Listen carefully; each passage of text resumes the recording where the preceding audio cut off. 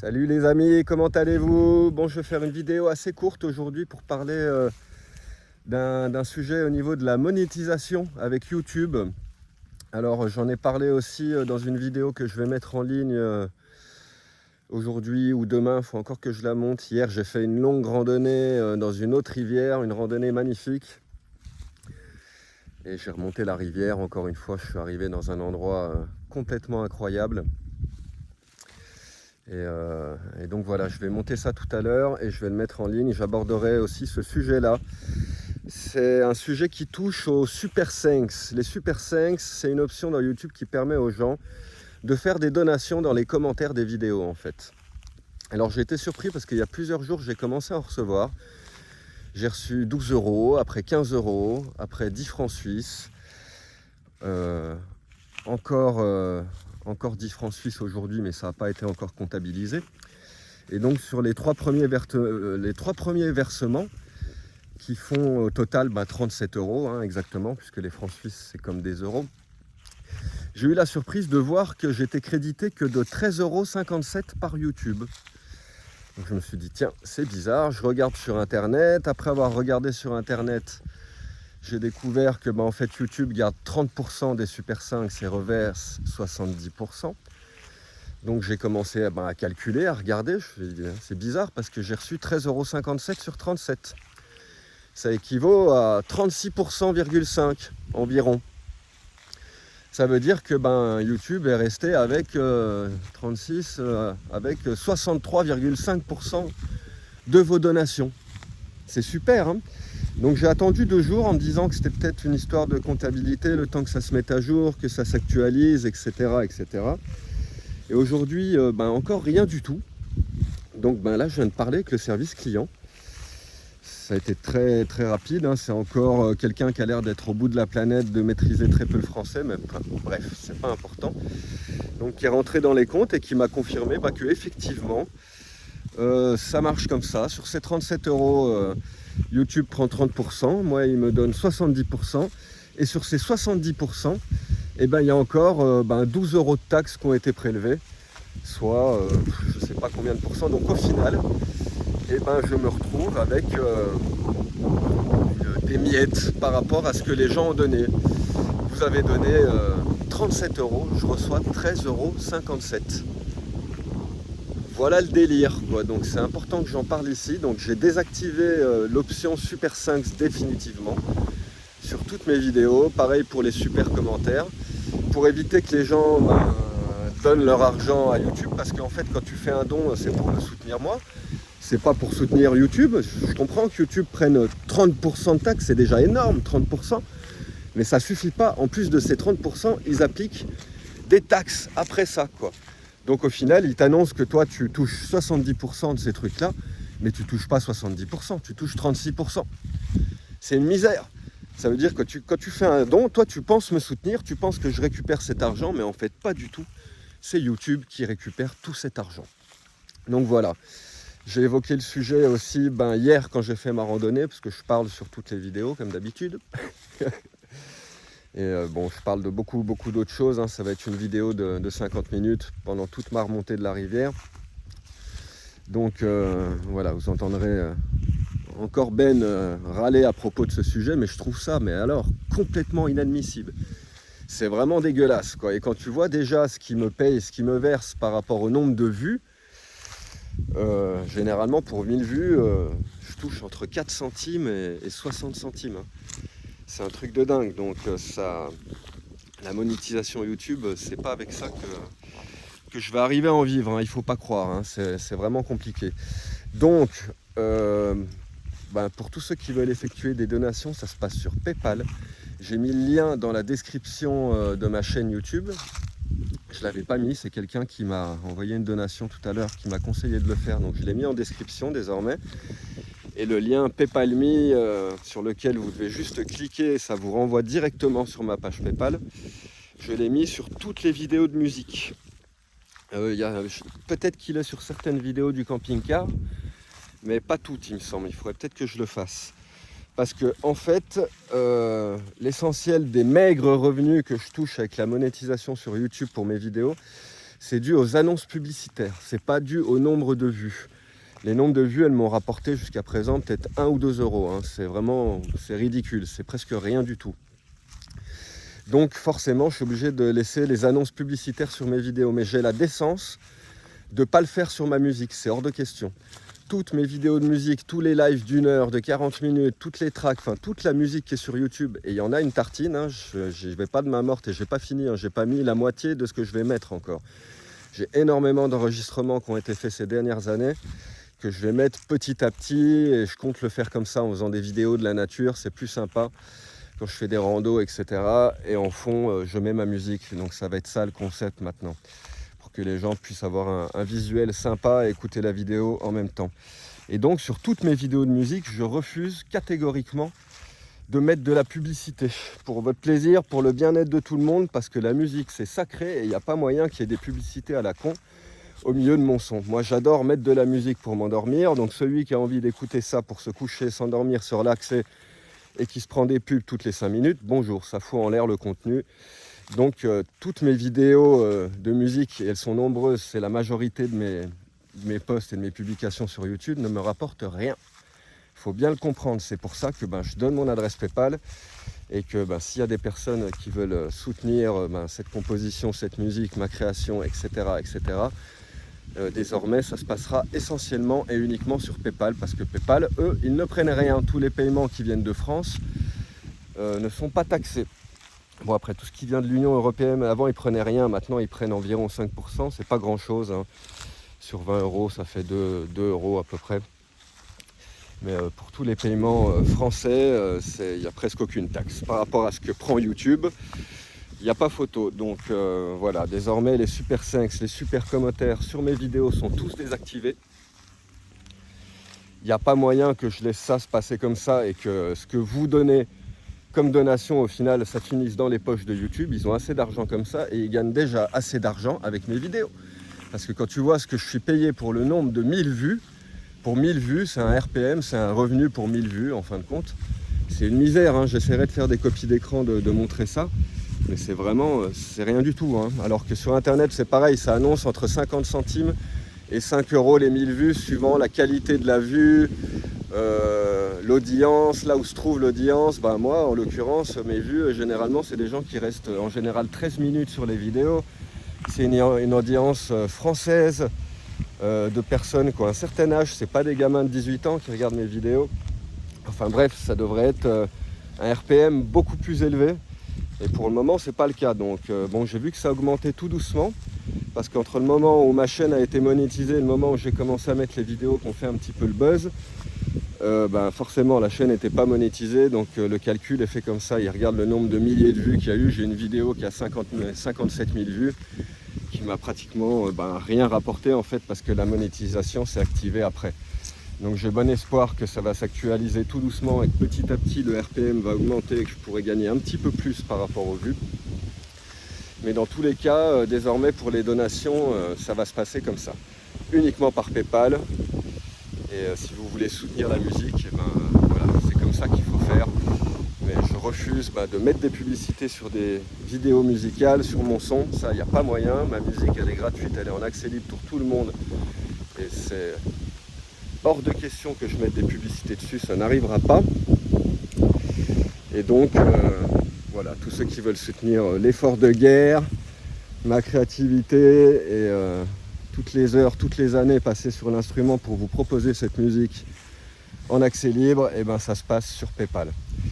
Mais désormais, on arrête d'engraisser YouTube parce que c'est bon, ils gagnent déjà assez d'argent comme ça sur 150 000 vues de mes vidéos et puis je sais pas combien de milliers d'heures, ça doit être 30 000 heures de visionnage, etc.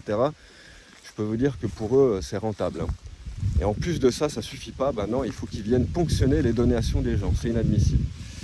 Voilà, je m'attarde pas plus pour le moment, j'essaierai de monter la vidéo avant de partir de là où je suis. En fait, je suis posé sur le bord d'un champ, je voulais me mettre au bord de la rivière hier. Et je suis arrivé au village, j'ai vu que les gens me regardaient, etc. Je suis allé parler avec eux. Et tout de suite, j'ai connu le monsieur qui a l'air d'avoir un petit peu tous les terrains partout, qui me dit que le camping est interdit, que les gens abusent, ils laissent les lieux très sales, etc., etc. Bon, à mettre tout le monde dans les mêmes boîtes comme d'habitude et à généraliser. Et à me dire, de toute façon, dans le coin, tout est privatisé, tout appartient à quelqu'un. Oui, je m'en suis rendu compte, tous les chemins, il y a des panneaux avec marqué seulement ayant droit, tu peux pas passer en gros, ou tu y vas mais à tes risques et périls, tout est privatisé, la nature est complètement privatisée. Il me fait, allez vous mettre au camping, juste là, il y en a un à 600 mètres. Je fais, non, c'est tout ce que je veux pas. Je veux être tout seul, pour être tranquille avec ma guitare, au contact de la nature. Il me fait, écoutez, vous m'avez l'air sympa, donc voilà, il y a mon champ un petit peu plus haut, vous pouvez monter, vous caler là, en bord de champ, en bord de route.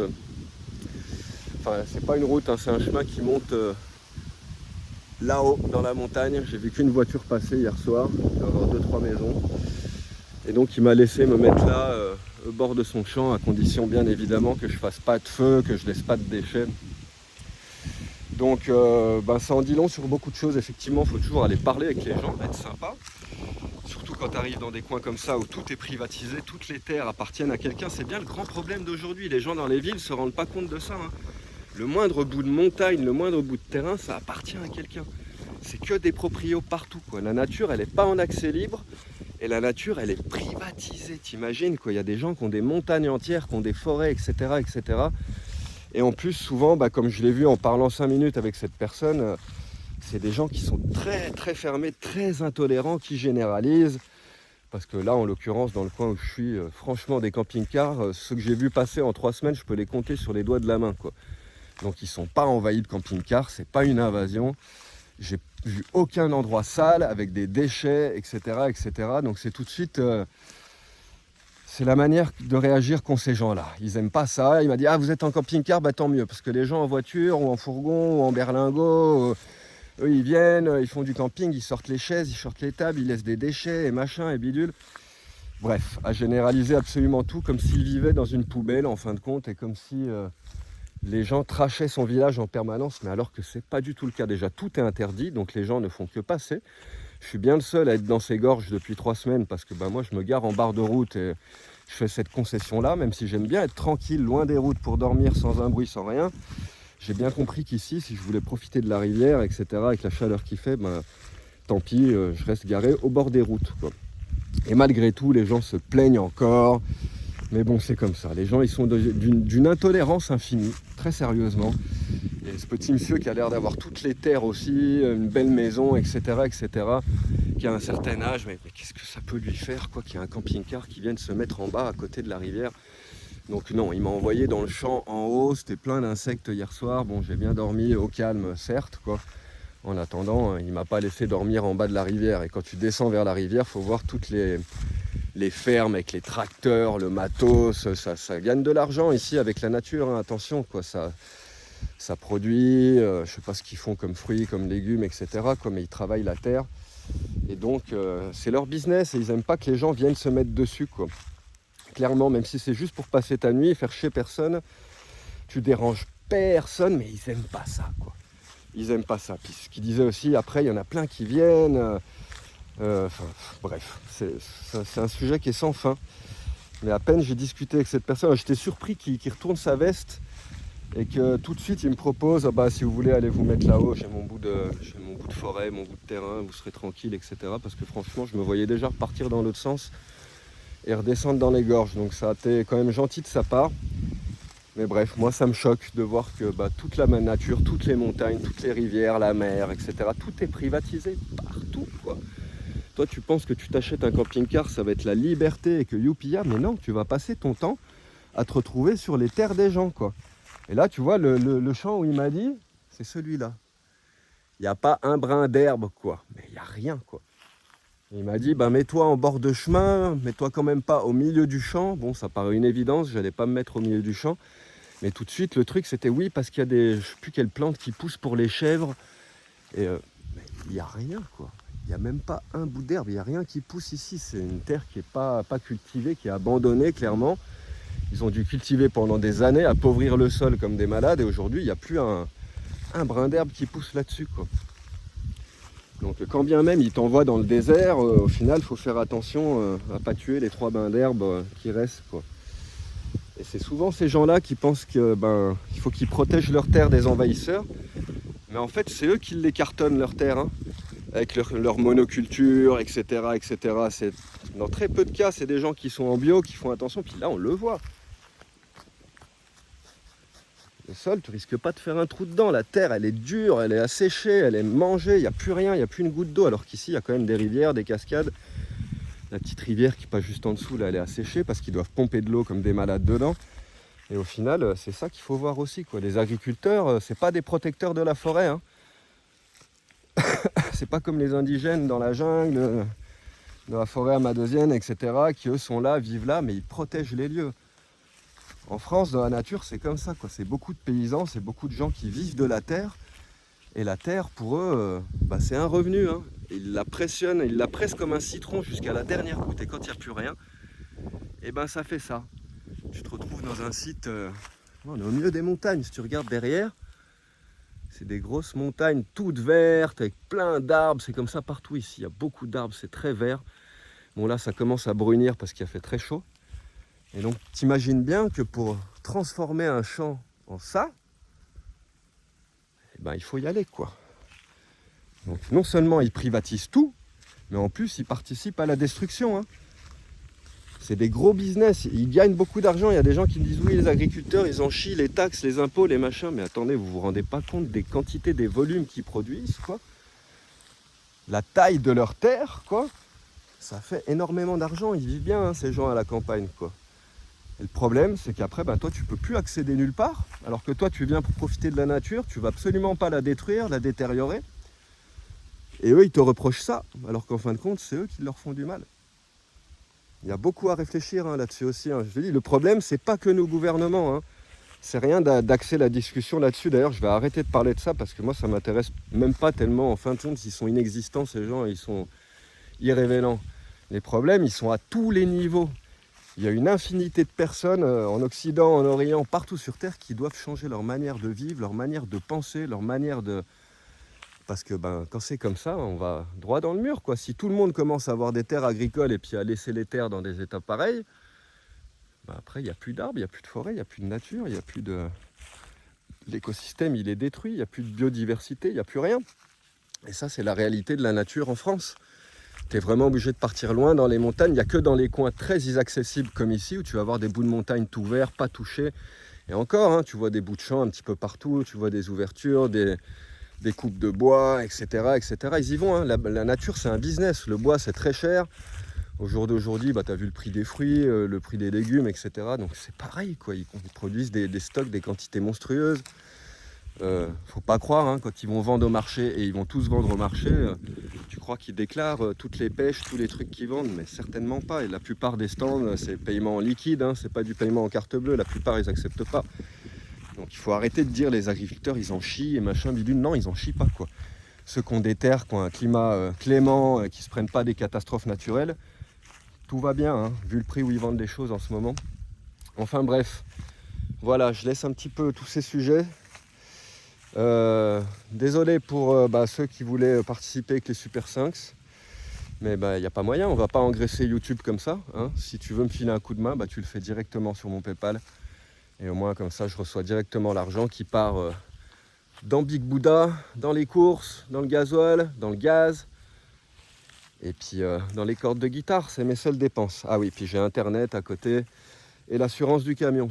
C'est pas des masses, mais normalement avec environ 500 € par mois, j'arrive à passer le mois. Donc chaque petit apport est le bienvenu et partira dans ses dépenses de la vie courante. Et ça viendra soutenir ma musique.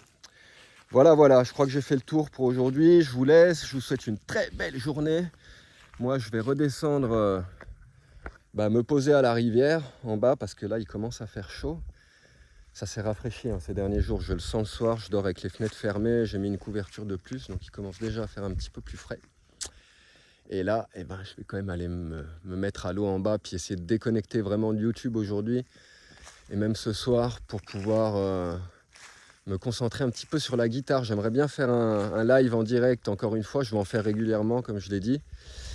Mais encore faut-il que j'ai un petit peu d'inspiration, quelque chose de nouveau à proposer, c'est pas toujours le cas. Des fois, ça m'arrive, ça sort comme ça. Il y a des trucs complètement nouveaux qui sortent d'un coup sans être programmés. Il y a des fois, l'inspiration est bloquée. Enfin, ça va, ça vient. Et je laisse faire cet aller-et-vient. C'est comme des vagues, en fin de compte, il faut apprendre à surfer dessus. Moi, quand l'inspiration n'est pas là, ce que je fais, c'est que je travaille la technique, les partitions de musique classique, etc. etc., etc. Je ne force pas l'inspiration. Quand il n'y en a pas, il n'y en a pas. Mais dès que j'aurai un moment, ce sera sûrement au milieu de la nuit. Moi, je joue souvent la nuit. Donc dès que j'aurai un moment où, avec un toucher, une inspiration privilégiée, c'est vraiment à chaque fois, de toute façon, je me mets à enregistrer. Quand il y a quelque chose de magique qui sort, j'enregistre. Donc quand ça sera le cas, je me mettrai en direct. C'est pour ça que c'est compliqué de faire une prévision, de donner une date et de prévoir la vidéo en direct, parce que c'est vraiment sur l'instant présent. Mais bon, on verra bien. De toute façon, y a des moments où je suis très productif, où il y a des trucs incroyables qui sortent de la guitare régulièrement, et puis d'autres moments pas. En ce moment, c'est plus pas, mais ça va changer. C'est pas tout le temps comme ça. Donc il y a des moments où il y aura beaucoup de live en direct. Vous inquiétez pas. Voilà, je vous souhaite une bonne journée à tous et bisous, ciao.